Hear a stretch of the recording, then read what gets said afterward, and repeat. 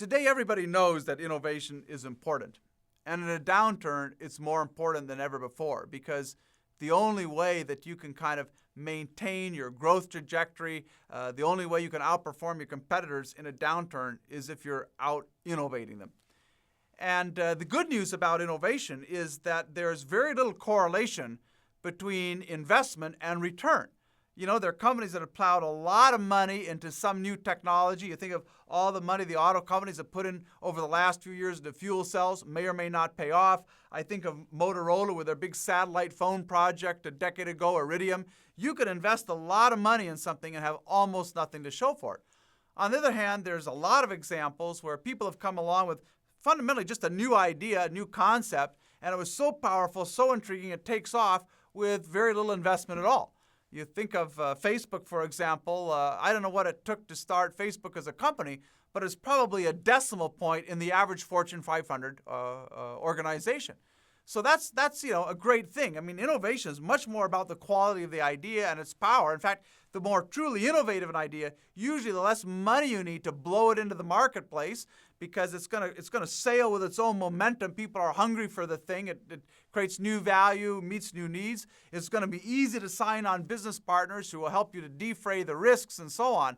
So rather than thinking that a recession is somehow toxic to innovation, a recession is just like a perfect time to turn up the heat in the organization, to really be asking people for ideas that are more radical, not necessarily more risky, not things that require more investment, but things that really do have the power to change customer expectations, have the power to change industry economics, have the power to change the basis for competitive advantage. We need those ideas more in a recession than in any other time.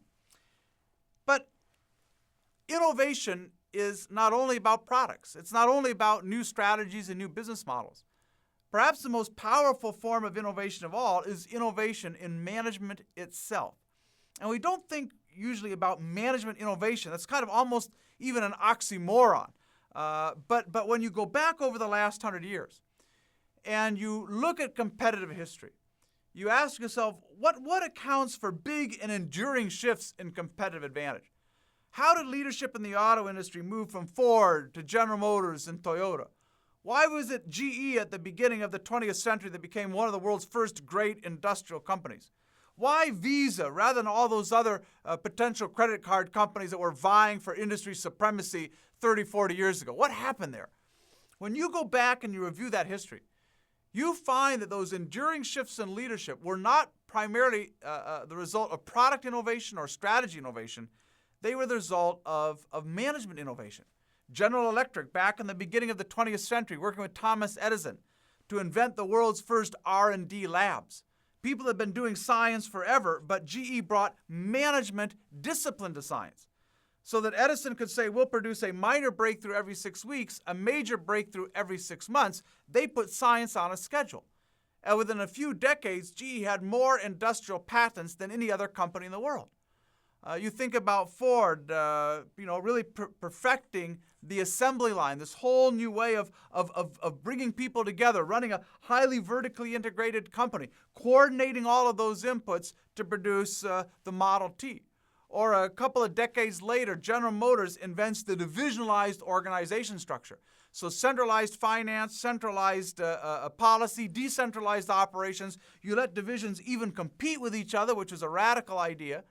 And that fueled General Motors past Ford. Sadly, it was the last time that General Motors was a management innovator. And then you look at Toyota about 30 years ago. The great idea at Toyota was not about quality or efficiency or lean manufacturing. The great, bold idea was a management idea, the idea that you could train ordinary people to be extraordinary problem solvers. You teach them statistical process control, Pareto analysis. You give them the right to stop a billion-dollar production line if they see a problem. That was a management breakthrough, and it was so profound and such a radical reshaping of responsibilities inside the organization that it took their American competitors more than a generation to truly figure out what Toyota had done.